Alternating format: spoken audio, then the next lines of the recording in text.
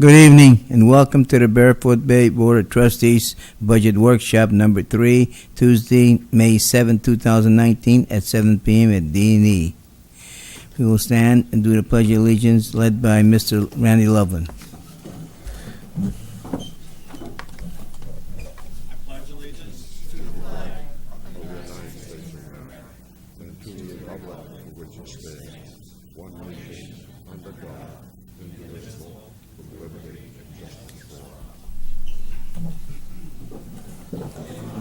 Thank you for coming, and please turn all your cell phones off. Mr. Diana, would you be so kind as to do the roll call? Mr. Chairman, I will, but I just want to go on record as saying that when I was chairman and Mr. Levier was chairman, we didn't lose an administration. We didn't lose a green building. And, I was coming home from work today, and I didn't happen to see one there. So it's on your watch that we lost the building. Yeah, but we got a better one. That's for sure.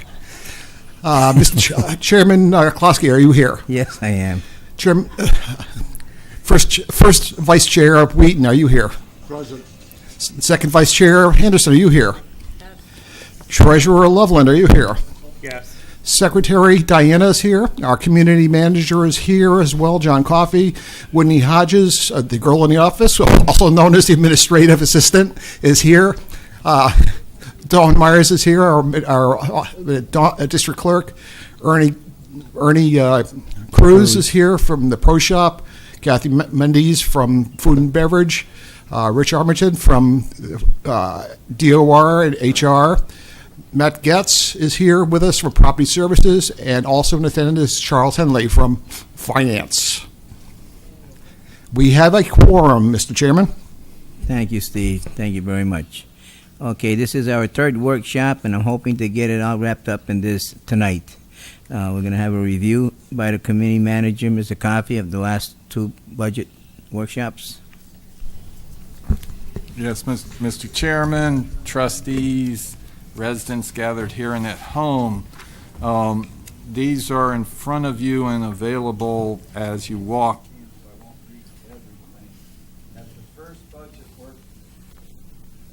We got a new microphone. I'm challenged tonight.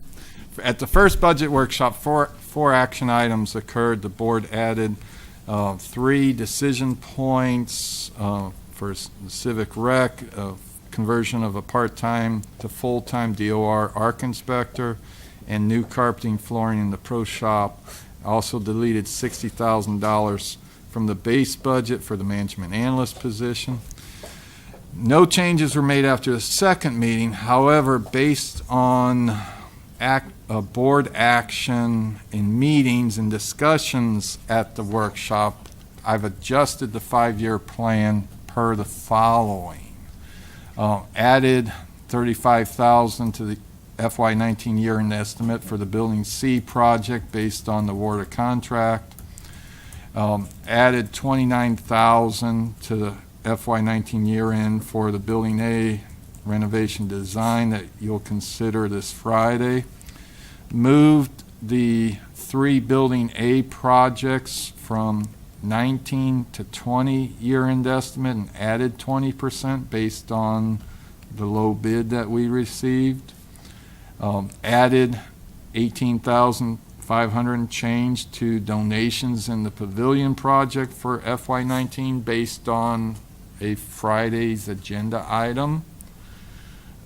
Moved monies, moved from FY19 to FY20, the Lake Bank Restoration Project, Phase 6 that you awarded at the last board meeting, added the money you added to that using fund balance, moved it to next year basically, as you know, because the contractor's schedule is full, and the earliest he could start was January, which we advised him we don't do massive projects on the golf course during season, but we'd be happy to do it in May, and clarified the areas of the restoration project.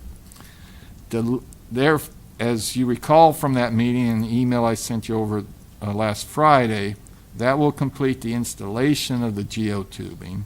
So therefore we deleted the 3 following phases of geotubing, added back in $75,000 in FY20 for lake bank repairs, which will fix the areas with the geotubing, and added $150,000 to phase 3 and phase 4 of the irrigation, which will basically complete that project in a 2-year period versus it being strung out for multiple years.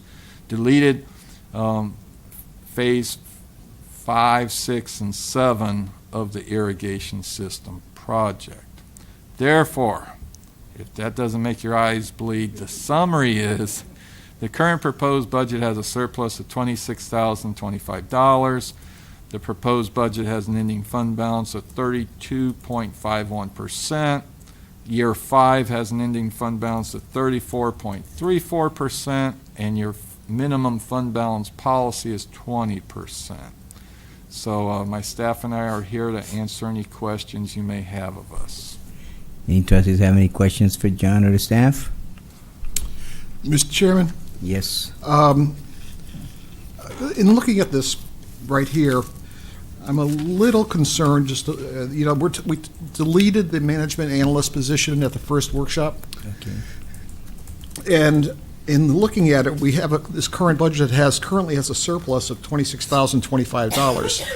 The reason we deleted the position was we had a negative in the budget originally.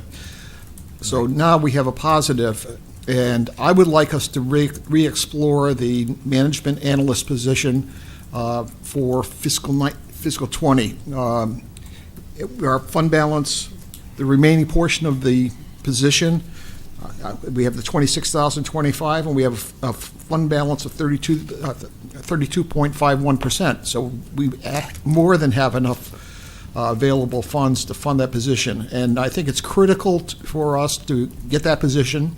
I think that position can also be used for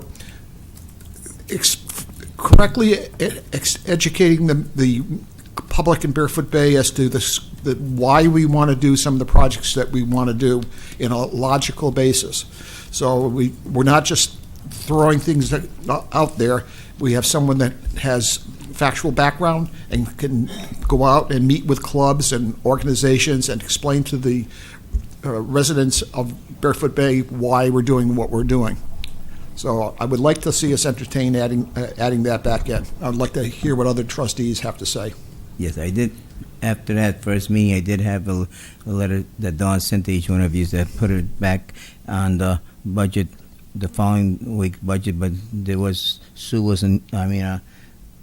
Luann wasn't here, so that's why I figured I'd do it for tonight, so that's good. Anybody, Randy? Yeah, I'm surprised that Steve brought that up. That's a good thing. I'm very much an advocate for this position.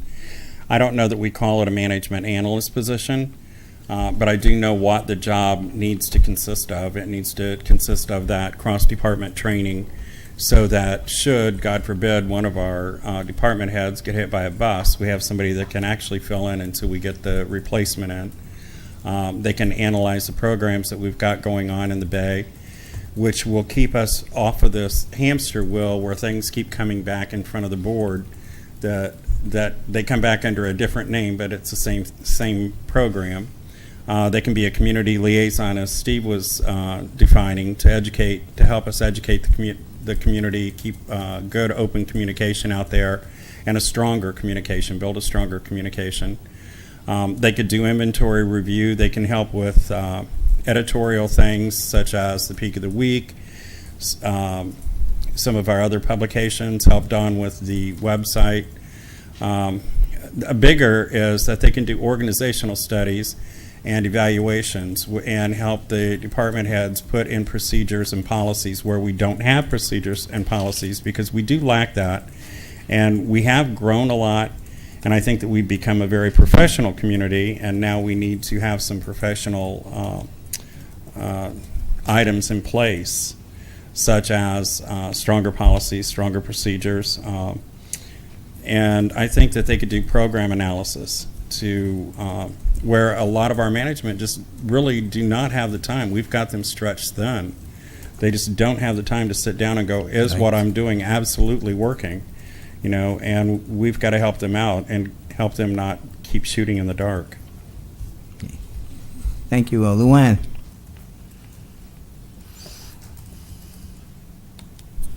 I don't know, Randy, that was really good, what you just said. I'm not sure I got it all, but it was really good.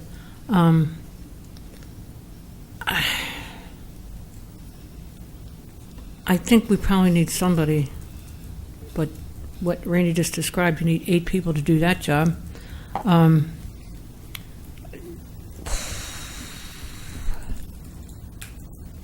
Yeah, I guess we probably do. I'm not exactly positive what it is, so, but I guess we do need it. I don't know. I don't really know. You done? Dave?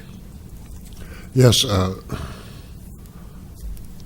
failed 4-1 vote, and I'm always amazed when we keep rehashing things, is what we were talking about.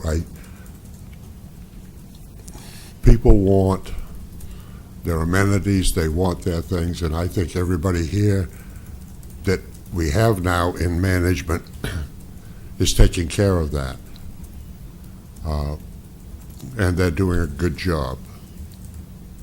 My big concern is at the end of the 5-year plan, as I explained before, personnel costs are going to rise, and we're going to have $351,000 less per year to spend on projects than we do now. I think we keep adding people who are management and manage our managers. I saw that all through the military when they would do all these different programs, and when I was in the mental health field, they had hired inspectors to inspect the inspectors. It does get carried away when we keep growing the government to manage the people that we already have doing a good job. I just can't understand why it's back on after a 4-1 vote against it. Mr. Chairman? Go ahead.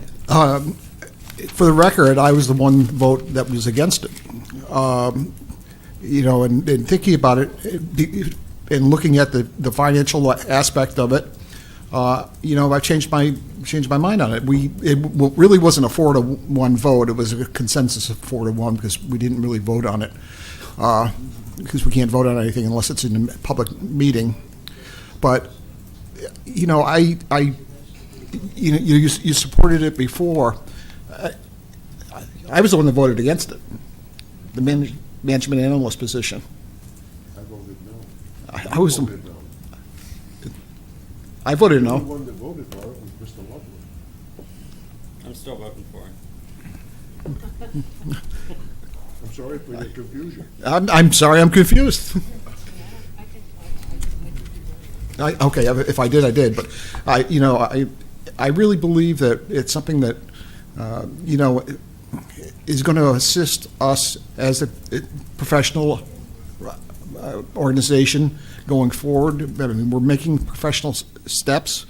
We've got a good team in place, but I think we need this person that can assist the managers and go further, go deeper, and be a liaison to the community. John has only got so many hours in a day, and when we go in his office, and then the public walks in back of us, those are hours that John's not there, and he's working to 6, 7 o'clock at night, here in the Bay. And I really believe that we can take some of the pressure off of our managers and create a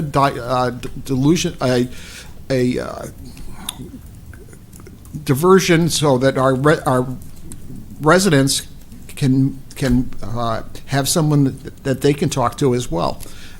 This person can go out and attend different club meetings, provide the clubs with the information as to what we are planning on doing, why we're planning on doing it, and how we're going to pay for it. And I think it'll remove a lot of the confusion from the social media aspect of it, of Facebook and everything else in the Bay, where it just frustrates me when I know what we're planning to do and why we're planning to do it, and then it goes out on Facebook and suddenly it's out in left field somewhere.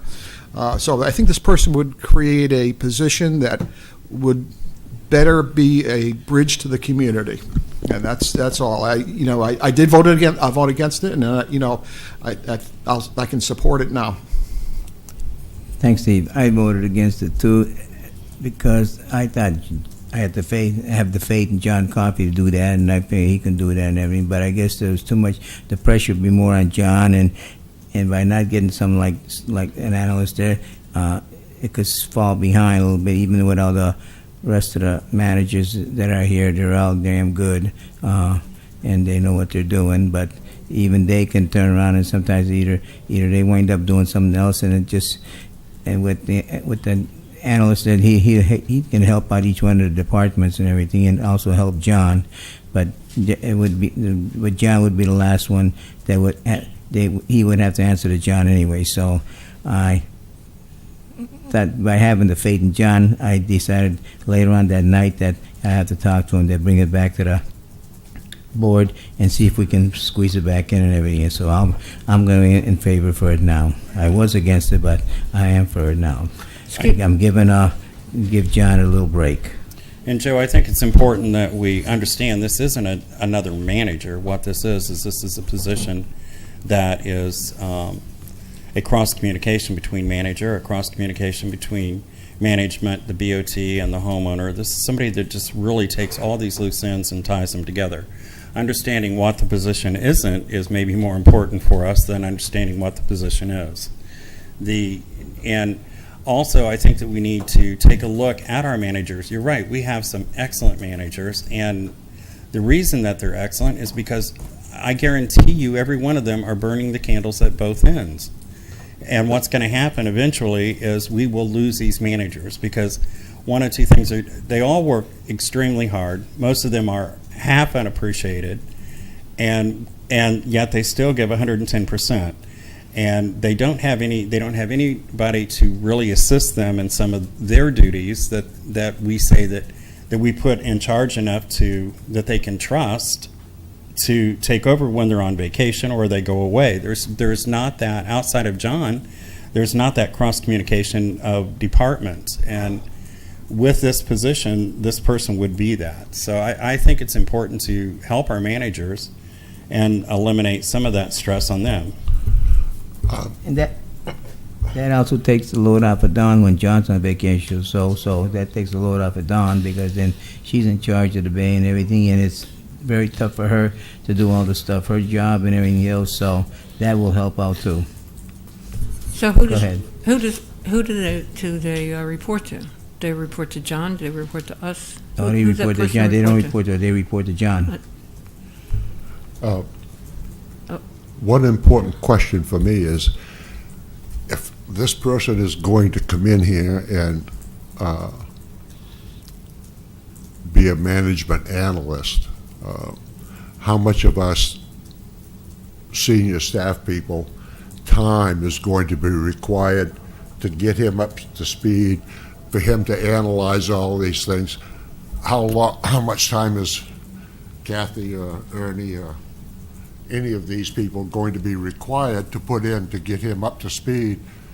From what I can see, it's actually going to increase their workload for at least the first 6 months until he gets up to speed. And then they're going to have to give him reports and budgets and this and that. And I think it's actually going to increase the workload on these people just to get him up to speed. You know, that's one of the things that I had thought about, but then I remembered back to when I was first a trustee, and we had to meet with each and every department head, and I know you went through the same procedure, and we were scheduled for an hour and a half with each department head in the the missing conference room at the old administration building. And, they would bring us as trustees up to speed as to what their job was, what their hopes for the future were, and what they were responsible for in their departments. And, so I think on a short-term basis, an hour and a half to bring an analyst who I would trust would have some better background of government than we do as trustees, I would trust that person could be brought up to speed by our department heads very quickly. Certainly no longer than it took us to get the training from the department heads. All done, Steve? Done. Anyone else? So, the consensus is to have a manager. I want a consensus from each one of you. I'd like it back in. Okay, Steve, I'd like it back in since we have the funding for it. Luann, Mr. Whedon. Where's the funding for it? Like 26,000, is that it? And we have a 31% fund balance. How much money is that?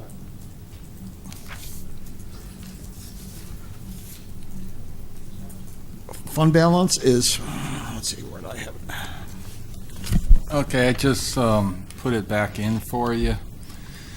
You basically, I put it back in up here where I changed it yellow. It puts you into like 34,000 use of fund balance. Now, part of that is that you got $750,000 in projects budgeted for next year. And when you look at this going across, some years you have surpluses, some years you have negatives. It's because of the scheduling of projects. Down here is where you want to look at the trend line, and you're well above your 20% minimum. So that's where the funding comes from.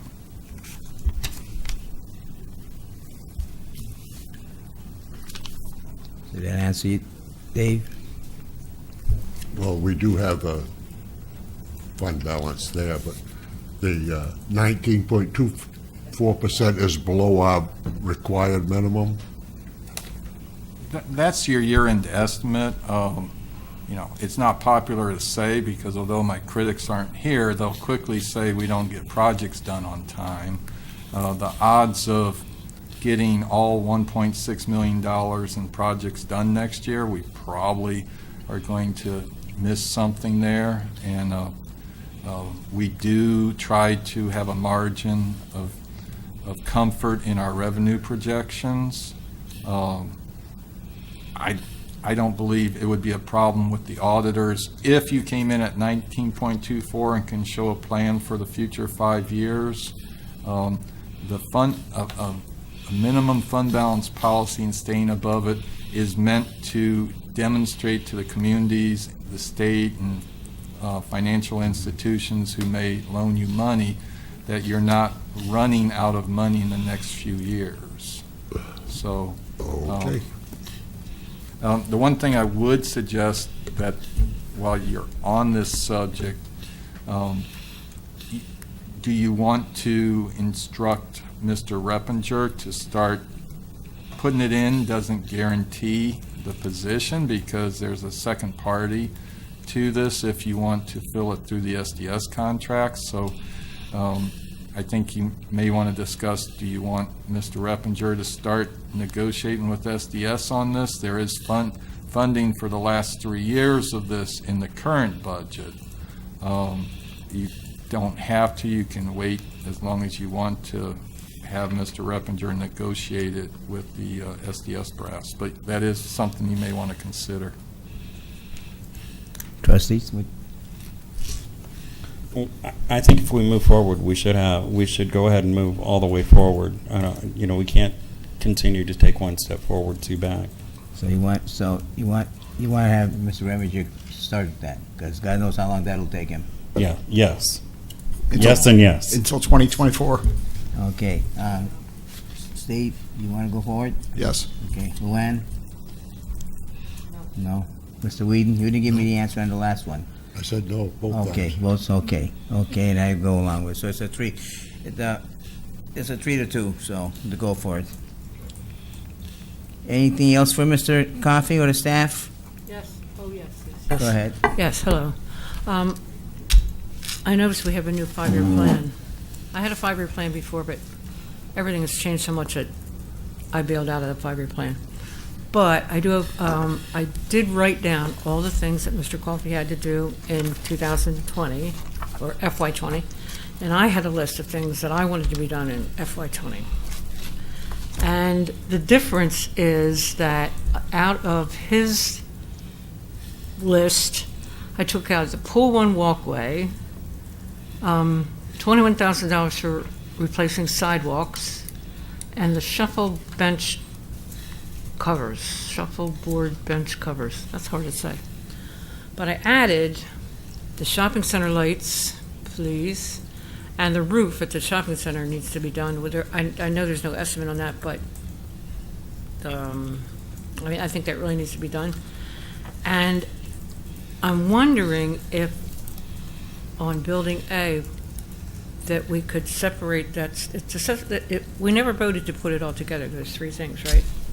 So couldn't we do the electric on Building A now as opposed to wait until you do an RFP on it and doing all 3 projects at the same time? Then the electric at least would be done and then I could sleep at night. You can do as much as you want in as many phases. The HVAC and the kitchen expansion have electrical components to it, so you can't just do all of it and then come back and only do HVAC or kitchen work. But if you want to, I think this is in response to the email about the Federal Pacific panels and the facility dude assessment suggesting that they should be replaced as soon as possible. And the lounge transformer, shopping center, and what was the other one, Matt? Was it C? There was another one. But anyway, the one thing I would add about Trustee Henderson's comment is that the parking lights, while not in the budget, is a carry forward project from prior years, so that is currently shown in the FY20 estimate of being done next year. It's in there, yes.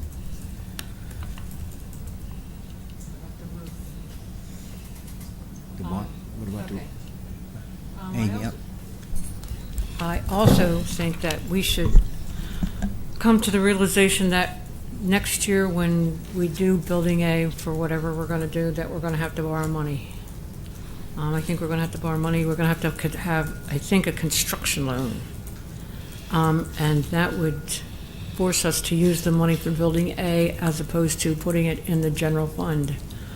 Because Brevard County, we got a penny on the sales tax for the lagoon, and they put it in the general fund, and the lagoon hasn't seen any money.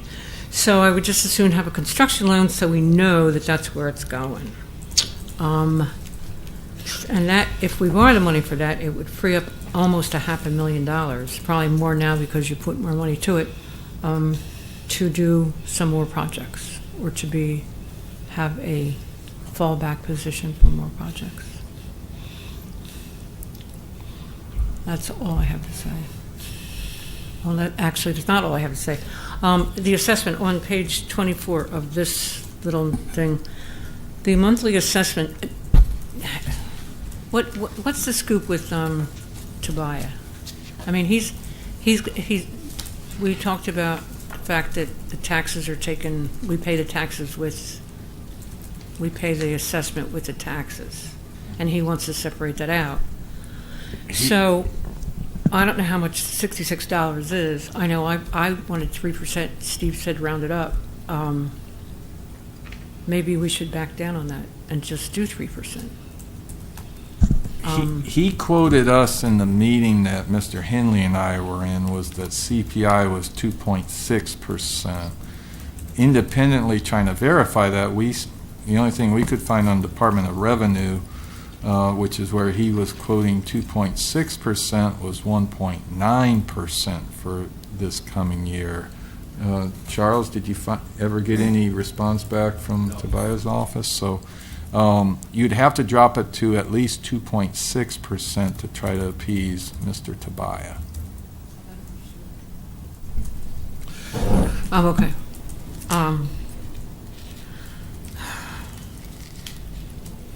Do you have any feel for how likely that is that he's going to shoot us in the foot?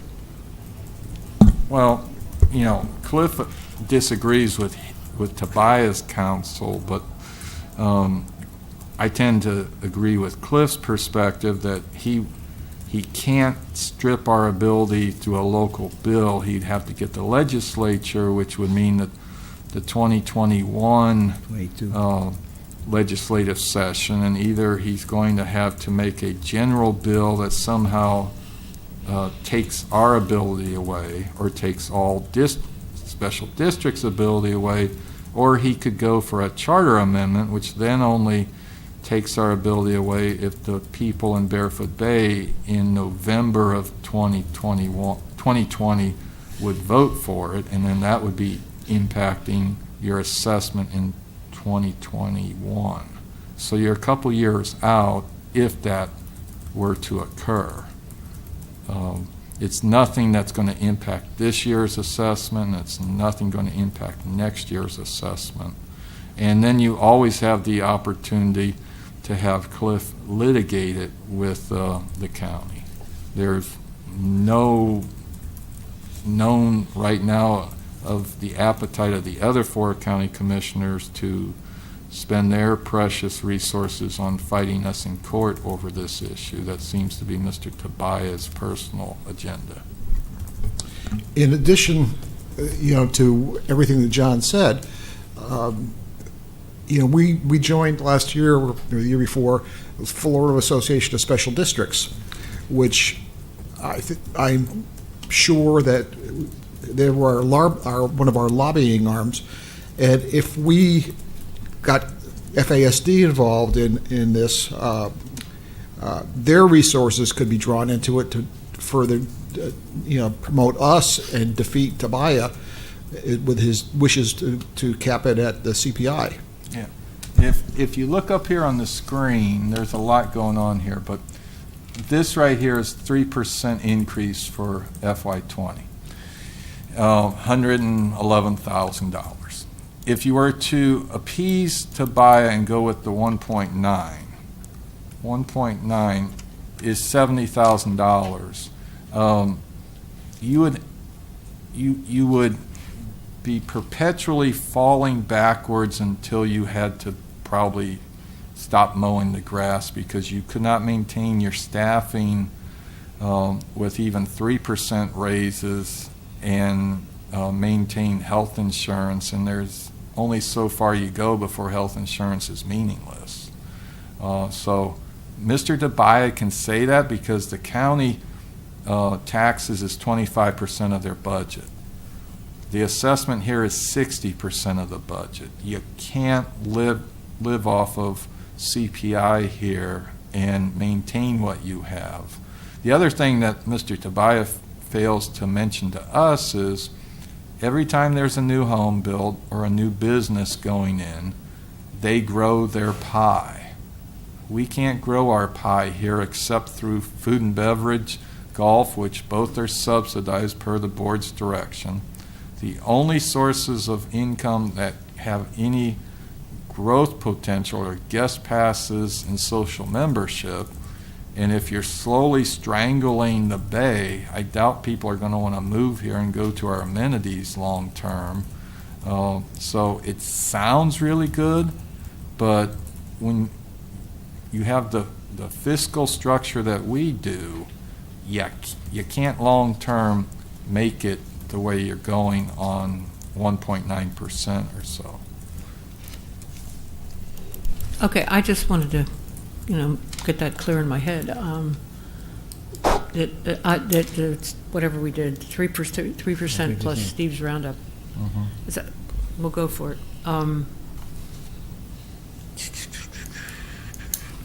I did want to ask the rest of my colleagues what they think about putting the roof on the shopping center. Don't you think we need that roof on the shopping center? I mean, if we're trying to rent out those spaces, don't you think we should investigate putting a roof on there?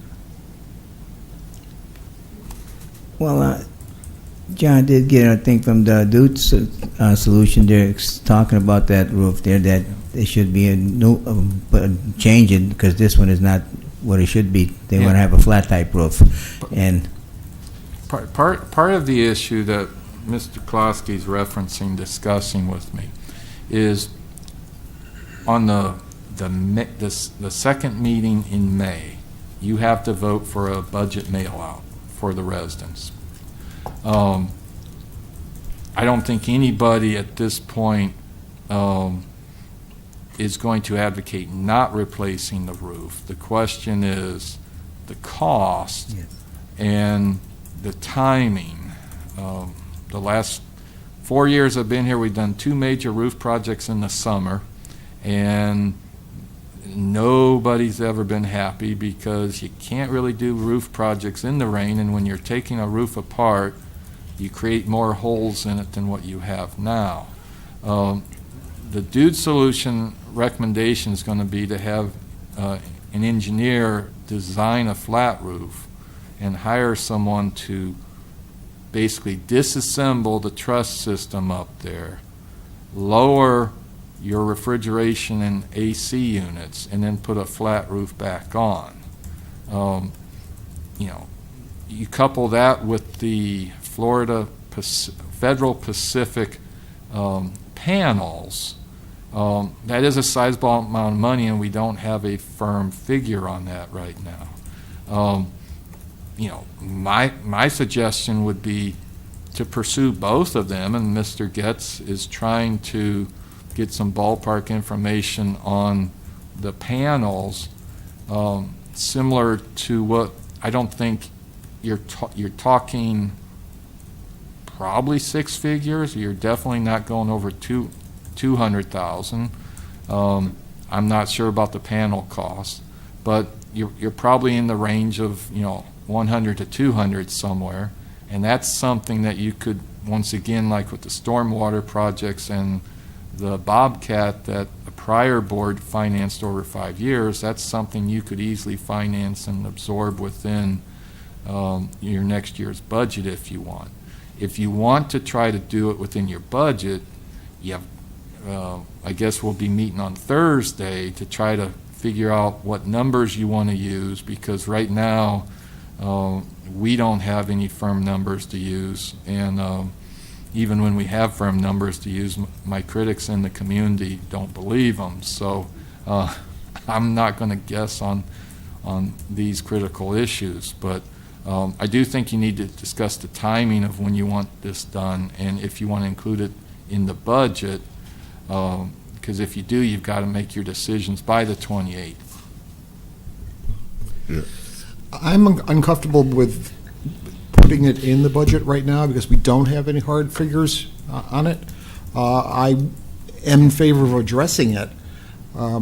And John's recommendation or thought process is we get the hard numbers on it, we'll figure out what needs to be done, and then we go for a short-term bank loan to pay it off. And a short-term bank loan of 150, arbitrary number, John said it's over 100, but less than 2. I'm saying $150,000. We can easily absorb that into our budget out of current revenues and get the project done. So, I don't think we should be putting it in this budget right now, but I would like to see us move forward with it and get some hard numbers, and then we can get the shopping center fixed once and for all. So the panels are both at Building A and at the shopping center, am I correct? And also a transformer at the lounge is Federal Pacific, and there's one other building, I believe it's C. I have it wrote down on a piece of paper back at my office. Yeah. The only thing I didn't understand on that was we had a cost for the panels, then we had like $1,500 each for installation of the panels, And then there was another cost of $1,500 each for relocation of the panels in Building A. I didn't understand why we'd pay to relocate and pay to install. I've never heard the $1,500 number you're referencing. That was in the original draft for the RFP for the Building A electrical.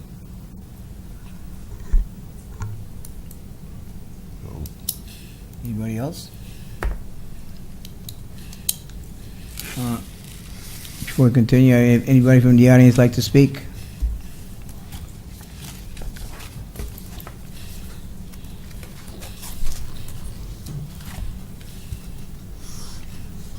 Louise Krause, 808 Sapadilla Drive.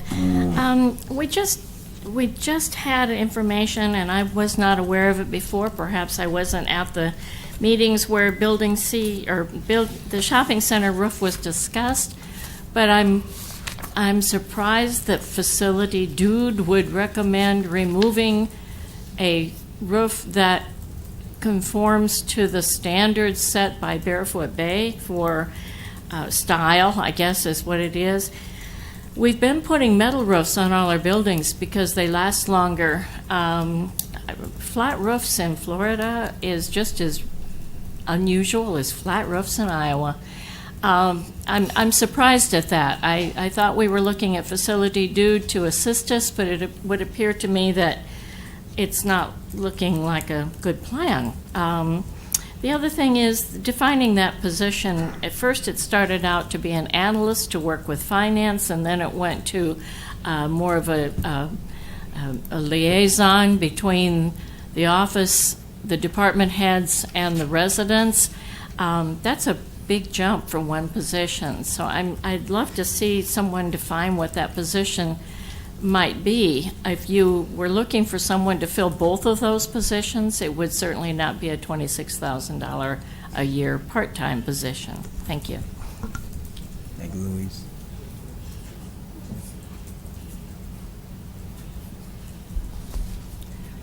Sue Reddy, 806 Tamarind. Louise kind of hit on everything I was going to say. I can't imagine a flat roof in Florida, number one. And number two, didn't we just repair that roof like 3 years ago? Or put in a whole new roof? 2014, the summer of 2014 is Okay, when 5 years ago. And they're not talking about the shingled part you see. They're talking about the part that you don't see from the road. Because the shingled part is more decorative for the building. You get, if you are like on Midway and look at the building, that's where it's possible to see the flat section, although I think the shingle still is visible from there. Okay, I'll take a look at that. The other thing I have to say is we're $26,000 ahead, supposedly. You're going to find an analyst and pay him $26,000, or she, $26,000 to do this varied and complicated job? It's hard for me to believe that.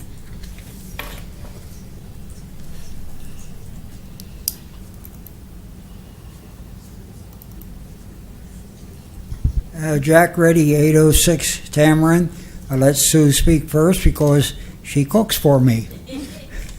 My agitation and concern is this Tobiah matter. In going over the numbers where I had the Chianti that Luann doesn't have in reading the budget, but $66 seems to me a reasonable amount for everything that we get for the $66. My concern is that Mr. Tobiah, does he have the authority over you five folks to tell us what we can raise our assessment and not raise our or lower, or does he have the authority to control our assessment? If 9,000 people in Barefoot Bay, probably 85% of them will agree that $66 is a reasonable amount. So I would urge the trustees and John and Cliff to press this thing home to say to Mr. Tobiah, thank you very much. Leave us alone. And I might add that the county, when I send in my $2,200 in the tax on November 1st next year, Brevard County gets 3% of that for just handling my check. So they're getting a what I would call a benefit from this thing. So it appears in my simple mind that maybe a half a dozen people in the community are upset about paying an assessment, but 9,000 aren't. So let the 9,000 win for a change. Backing up Louise and my wife's discussion about the $26,000 person, it sounds to me like the trustees want a salesman to come in and sell the residents that the money you're spending is okay to spend.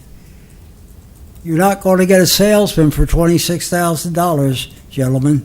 And also with the $66, can we allocate about $100 to heighten that print so that us old people can still see it?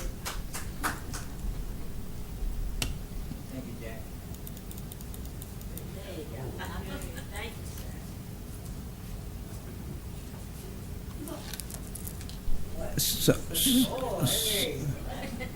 The $66 booked already.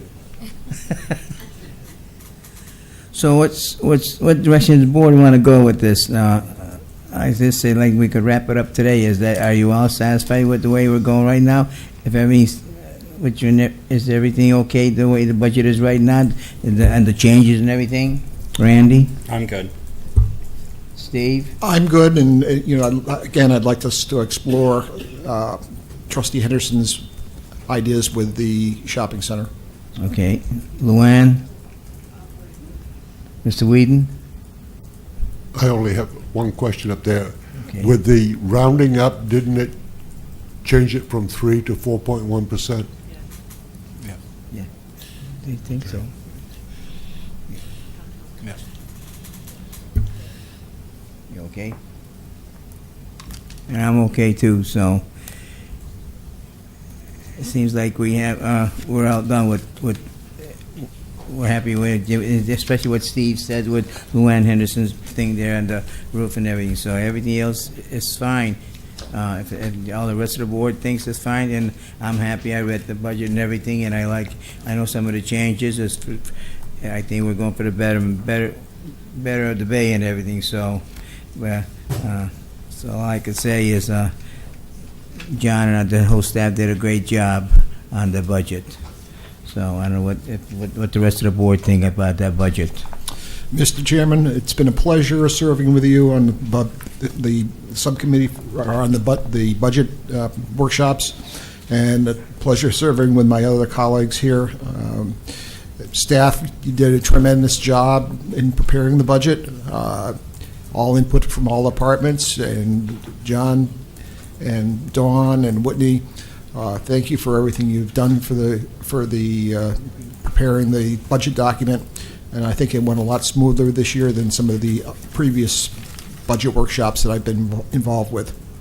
So thank you. I just want to thank the board for agreeing a lot of stuff, and there was no arguments, no nothing. Everybody gave their opinion and everything fell in a pattern the way I like to see it. So as far as I'm concerned, if nobody has anything else, then we can adjourn the meeting. Move we adjourn. Meeting adjourned. Thank you.